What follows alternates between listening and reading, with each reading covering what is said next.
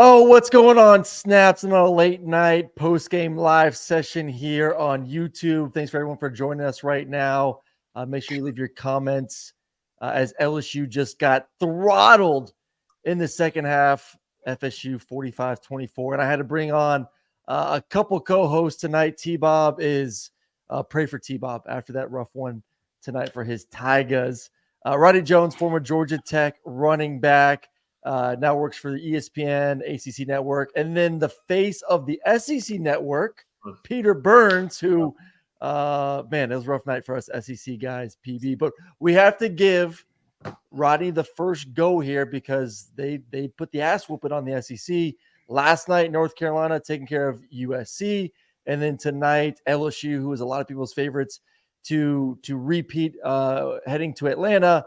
Another rough start, back-to-back losses to Florida State. Rodney, you're up first, man. What'd you see from them Seminoles?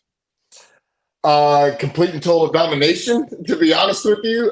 First off, I did the prayer hands for T-Bob, Peter Burns. These are for you as well. I'm just happy that you're on, that you showed up. Thank you for doing that, being a professional and showing up after your Tigers took that out.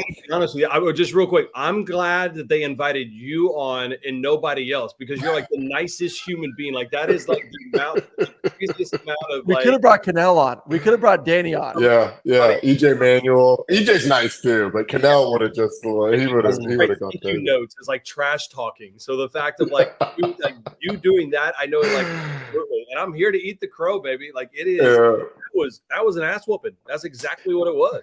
It was, man, and it was shocking to me. Look, I picked LSU. I thought LSU was going to win the game. I thought LSU would be more physical. I thought LSU, the skill on the outside, was going to test Florida State in a place where they were most, I would say, vulnerable on defense, which is at the cornerback position. But it was kind of the opposite. Not kind of the opposite. It was the complete opposite. Florida State was more physical. Florida State was more versatile. Florida State was deeper. Florida State was more talented at the skill positions. And in the first half, if you look at the entirety of the game, the scary thing for everybody else in the ACC is I would grade Florida State out as like a B- overall in the game. It's probably a C in the first half and then an A in the second half, maybe an A+ in the second half, based on how it went. But if Florida State had not had the self-inflicted wounds in the first half in terms of penalties, if they'd have caught the ball, you could say the same thing about LSU. But if they'd have caught the ball in the first half a couple of times, and if Jordan Travis didn't have those two possessions where he kind of short-circuited a little bit, this thing could have been worse than it already was. Ultimately, I think it was as worse as it was as bad as it humanly possible as it could have gotten. I mean, and you say it, and I mean, like the truth is FSU was the better team. There's no doubt about it, too. Yeah. And LSU shot themselves in the foot. I mean, the play calling, these are the two inexplicable things, Aaron. You've been around a lot more college football than I have. Roddy, the same thing, right? I'm just a fan with the microphone. But I look at this and I go, how is my little peon brain don't understand the play calling in the red zone for LSU early in that game? And then secondary. 6 points. 6 points in the first quarter given up by going for it. It's out of control. And I don't mind. Actually, I don't even mind the going for it. I like that. I like the aggressive mentality. It's the fact of the play calling that got you there. And then all of a sudden you're like freak out and you change everything. But the other part of that is Harold Perkins was game changing. Non-existent. And where was he? Well, he's playing. He's got a new number, and maybe they need to change that. Yeah. He just looks like a completely different person. He almost looked like they have like the governor switch on him. You know, I know they're trying to put him in a position, and last year they just said, hey, see ball, go get ball. But guys, I mean, Aaron, I felt he felt neutered out there, and like he just would sit there as a spy. Or you got to do something. He was thinking. I mean, the great thing about Harold Perkins last year was see ball, go get ball, go be an athlete. Just whatever you need to do to get the quarterback, whatever you need to get the running back, you just go be you. And at times it's going to be a little bit painting outside the lines, and we're okay with that. Yeah. And then this year it feels like you said, okay, man, here's the parameters. You play within this box. And he felt restricted. He kind of felt like I can't go around making plays because if I do that, I'm going to be punished for not playing the linebacker position. Yeah. When you got an athlete like that, you just say, once again, see ball, go get ball. go out there and make plays. I mean, I felt like I didn't see him make a single play the entire ball game. I think it's an example of coaches outthinking themselves. Like, you get all this time in the offseason and you're thinking, all right, how can we best use him so he's versatile, we can move him around? When the thing you should do is build the rest of the defense around that guy being great, to like let him go be great. And to be honest, guys, I don't know how much you paid attention to Clemson's defense last year. They did something similar with Trenton Simpson last year. He was kind of a Sam linebacker that would rush off the edge, cover. He was a space player that they moved into the box. And for the first half of the season, he was awful. He was playing. He was thinking too much. The reads were different. He couldn't get off block. That's what I felt like I was watching again with Harold Perkins, a guy who had been constrained to a role in the box and who was really taken out of the game, because that was one of the matchups that I wanted to see, him coming off the edge, getting after Jordan Travis.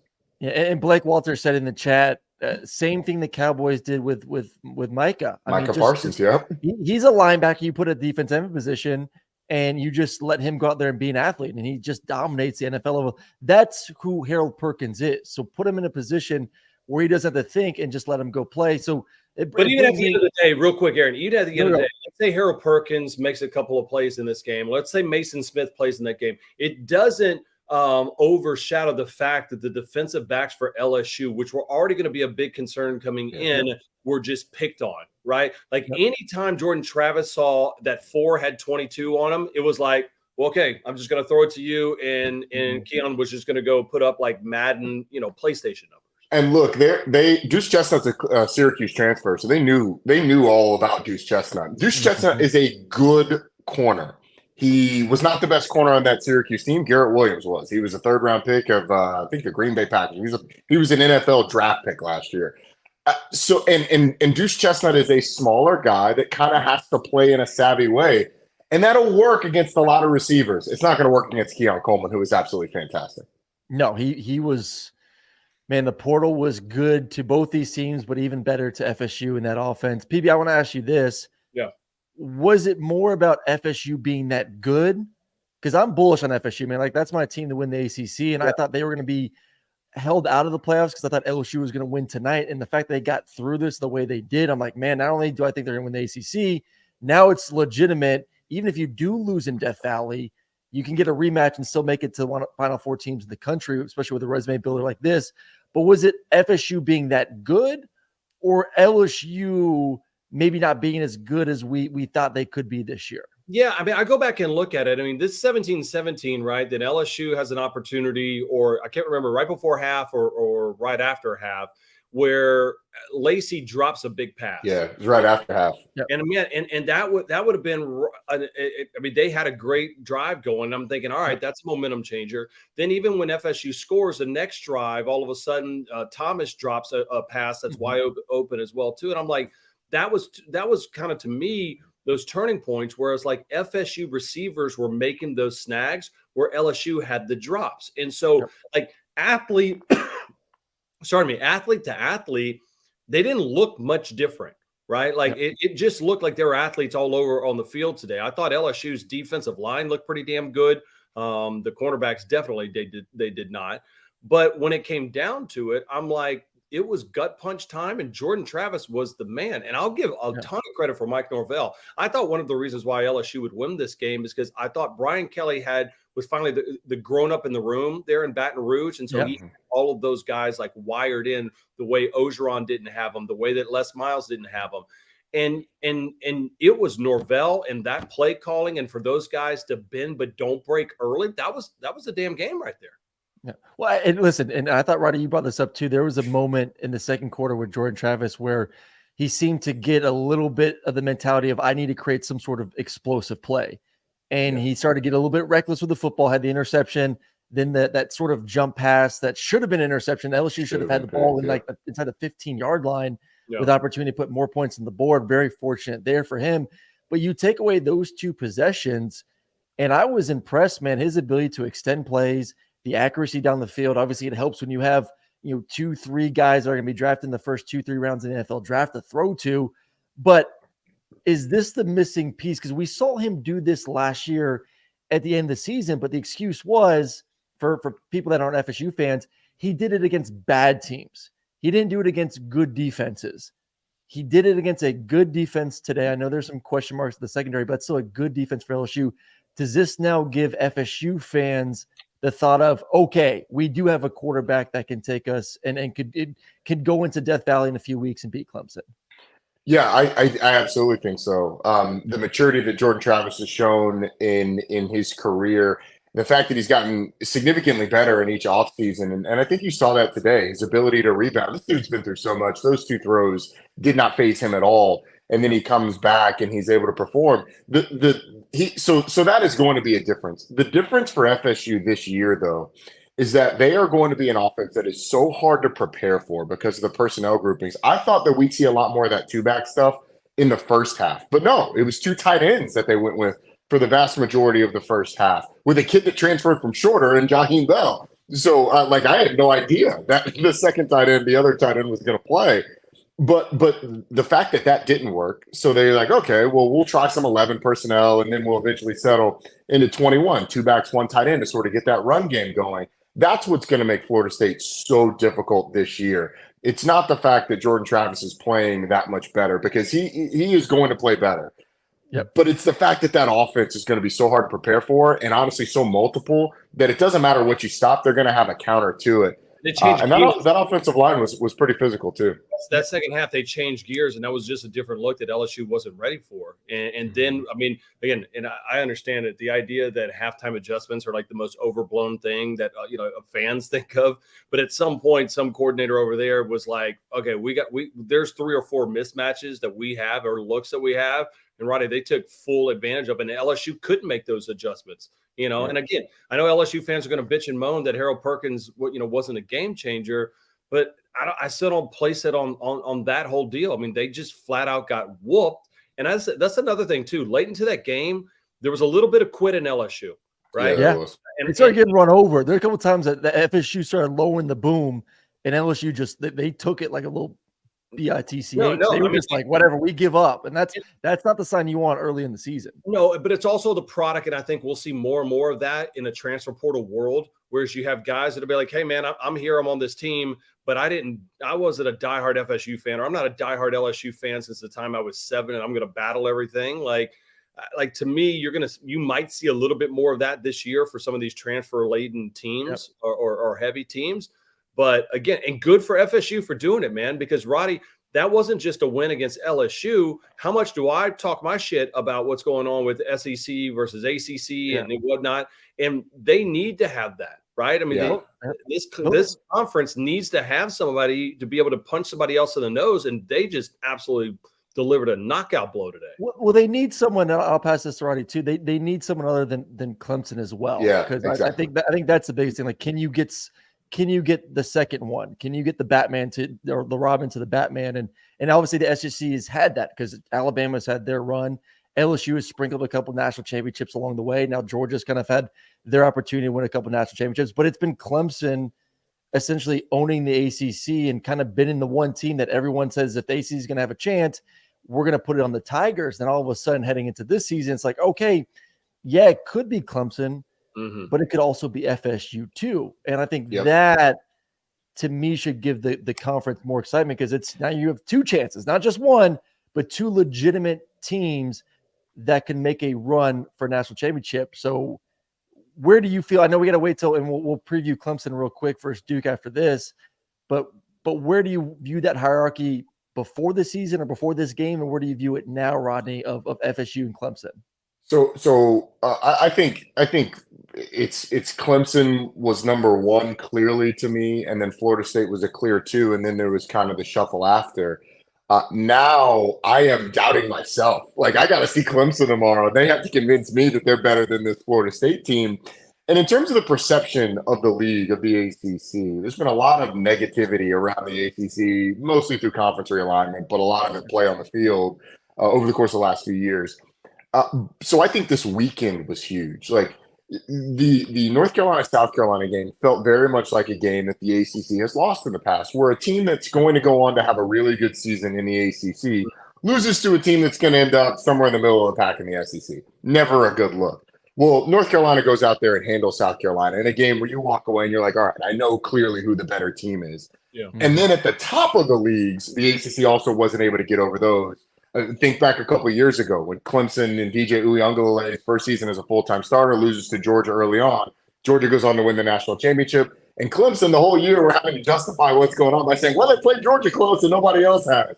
But they didn't win that game. And so the top of the league games as well haven't gone the ACC's way, and it was complete domination. So that, from a perception standpoint, is going to help the league all year long. And I think it's going to hurt the SEC because even if LSU goes on to have a pretty good year, there's always going to be well, what happened against Florida State in game one? We saw that. So it's really going to feel like a Georgia-Alabama league. And if Alabama loses this week, it's going to, or this upcoming week, it's going to feel like a Georgia league, and that's it.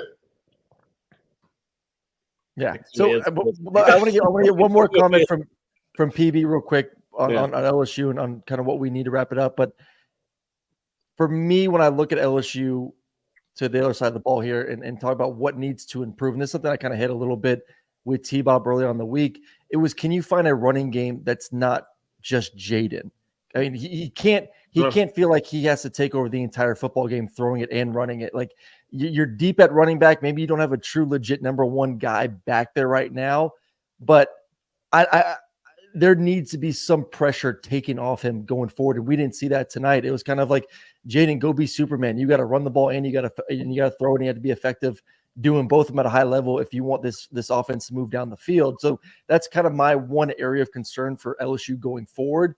When you watch tonight, what would be your number one spot that you need to see LSU get better at? Yeah, I mean, just to build upon that real quick, and, John Emery Jr. did not play again for like the 15th straight year where he was not available for an opener. So, I mean, that's kind of crazy. But again, they have enough scholarship backs. You're LSU. You should have enough cats out there to be able to do it. And that's where that game I kind of thought was won for FSU. Once they got the running game going in the third quarter, all of a sudden LSU looked a little bit lost. And that, to me, is a concern. But the flip side of it is, again, LSU fans are going to lose their mind if they can't figure out how to get Harold Perkins involved a little bit more, but it doesn't mean anything unless the secondary, Denver Harris has got to show up when he eventually plays something, because guess what? They're going to be facing Will Rogers in a potent Mississippi State pass heavy offense here in a couple of weeks. You got Arkansas, who KJ Jefferson, I mean, he found Isaac T-Slaw, and they've got some big, huge wide receivers. Like,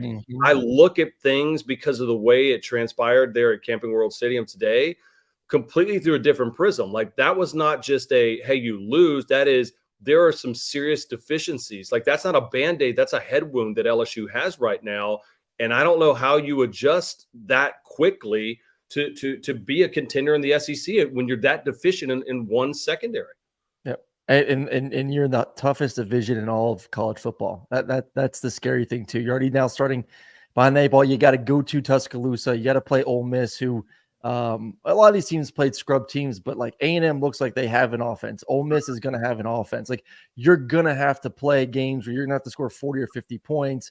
You got to be a little bit more than one dimensional, and got to rely less on Jaden doing a little bit of everything. All right, let's look forward. We'll click to tomorrow, another big game in the ACC. It's like the Pac-12 and the ACC just getting all the love this weekend. I mean, who would have thunk that after this weekend we weren't talking about the SEC, we weren't talking about the Big Ten, we're talking about how the Pac-12 is undefeated, and the ACC is obviously making some my own personal hell, by the way, just so you know, like, I'm up, I got to be up in like 5 hours, and I'm like, let's preview ACC football and talk about how good the Pac-12 yes, sir. Yep. Throw up my mouth. Yep. On the show. All right, so you guys you've had your years. It's time for you to share the spotlight. The ACC has been planning for this for years by getting whooped on Thursday, Friday, Saturday, Sunday, Monday of opening weekend, and now we have our moment where we are winning these games. We will bask in it, Peter Burns. We will bask in it. Hey, PB, they needed it after, what it looks to be adding Stanford and SMU. Yeah. Just wait till that. Yeah, the excitement there. They need a little bit after more. dark. LSU could beat Cal right now. I'm not quite sure. All right, Roddy, you're up first. Give us a little preview for what we can expect tomorrow night. Clemson at Duke. Oh, I'm fascinated to see two things. One, this new look Clemson offense. Garrett Riley comes over. Kate Klubnik takes over at quarterback. Garrett Riley, the offensive coordinator from TCU a year ago. I think that's an automatic upgrade. People have questioned the skill talent at Clemson. Antonio Williams was excellent in the slot as a freshman a year ago. They've got Will Shipley and Phil Maffa. They've got outside receivers that they feel good about. And so overall, I would say that this is probably a more talented skill position group than he had last year at TCU. They may not have Quentin Johnston, but I think they've got a bunch of guys that are really capable college football players and probably NFL draft picks, certainly two in the backfield. And I would go out on a limb and say there's probably three of those guys in the receiver room in a Garrett Riley offense. But the number one pro prospect in that game plays for Duke, and it's Riley Leonard, the quarterback. You look at all the mock drafts that are starting to come out. I know these are really early, but Riley Leonard is projected as a first-round pick. He is an insane athlete, like a 360 dunk type athlete coming out of high school, who has shown real accuracy, real command of that offense. And last year, Kevin Johns, the offensive coordinator, did a really good job putting him in really good positions early in possessions, first and second downs. They were super efficient. So I want to see him against the Clemson defense that's absolutely loaded in the front at the safety position, and they've got two of the best linebackers in the country in Jeremiah Trotter Jr. and Barrett Carter. We'll see if Trotter plays. He's been a little banged up, but I'm really fascinated to see how Riley Leonard deals with that. All right, before I get PB's little thought from an SEC's perspective, Brian Hall in the chat says, "Man, Aaron, call T-Bob and tell him to stop hiding like a little girl." I will let him know tomorrow. We won't be live tomorrow, but we will be doing a show tomorrow, and we will see if T-Bob is hopefully live after tonight. So we'll see about that one.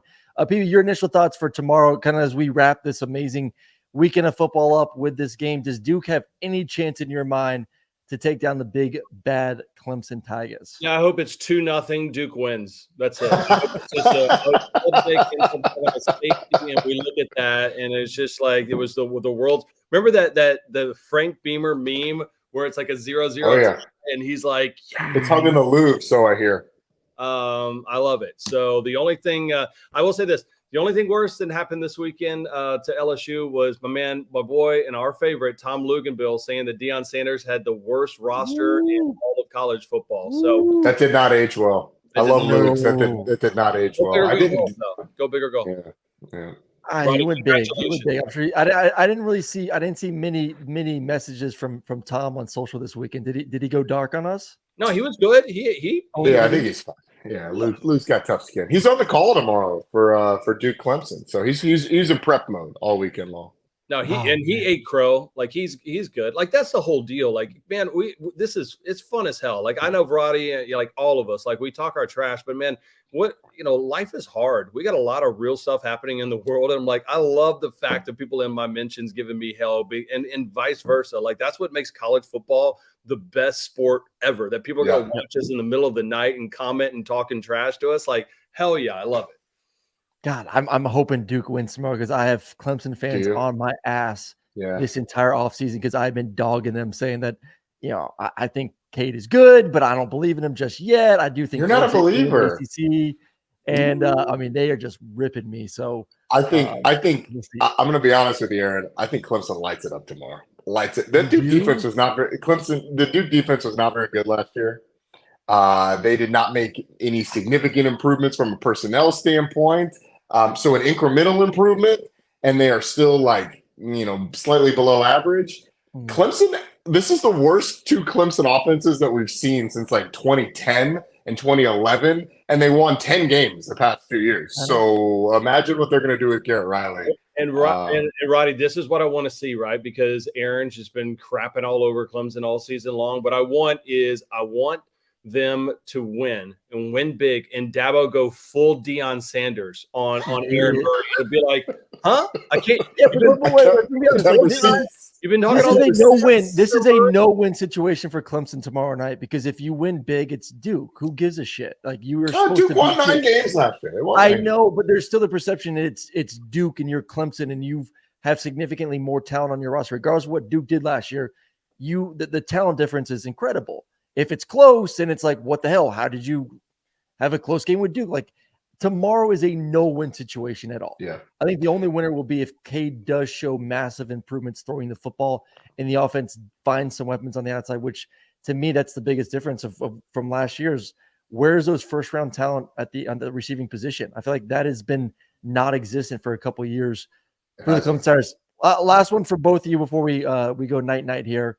PB, Yeah. can LSU win the West based on what you saw tonight? No, because I didn't think their secondary was going to be that bad, and there's too many good passing offenses. So that's a struggle bus right now. I will tell you this: I thought A&M looked really good, and I get it. I know it's against the fighting Lobos of New Mexico, but I'm excited to see what that little arranged marriage of Bobby Petrino and Jimbo Fisher are going to do. All right, Roddy, last one for you. Can Florida State beat a Michigan, a Georgia, an Alabama? Are they good enough to do that? Should the ACC be rooting for Florida State to be the team holding that flag this year? Let's see Clemson tomorrow before I go all in on just rooting for Florida State. I think they can beat 2 out of the 3. I don't know if they can beat Georgia, but I think they, as currently constructed, I think they would have beat Alabama tonight. I think they would have beat Michigan tonight. Michigan doesn't play anybody until, November, it seems like every year. So they have an easy runway. But yes, I think, look, if I had a vote in the AP poll, Florida State would be number 2 after what I saw today. Yep, I'm with you, man. Florida State is the greatest team in the history of college football. It's like 95 Nebraska in 2023 Florida State. I just want to let you know. Transfer portal, and we're seeing teams that dip their toe in the transfer, like which Dabo didn't. Dion did in a big way, massive success. Florida State, they went out there, got guys in the transfer portal, massive success tonight. We'll see if Dabo, old school way, build it through recruiting, can continue to have success in 2023. We appreciate everyone jumping on with us late night here. We got like 550 people watching at the moment. Make sure you hit that like, that subscribe. T-Bob will be back tomorrow. So if you want to come see what it's like to lose a massive game once again for an LSU Tiger fan and have to come back the next day and actually work, make sure you tune in. We'll get T-Bob's full reaction from tonight as well. So we appreciate you. Appreciate you too, PB, especially you after SEC just got completely waxed for being the bigger man. Kind of an Alabama Cup. This is my paint thinner right here. All right, I'm going to. Unbelievable. Roddy, man, appreciate you as always, and everyone have a great rest of your night. You guys are the best.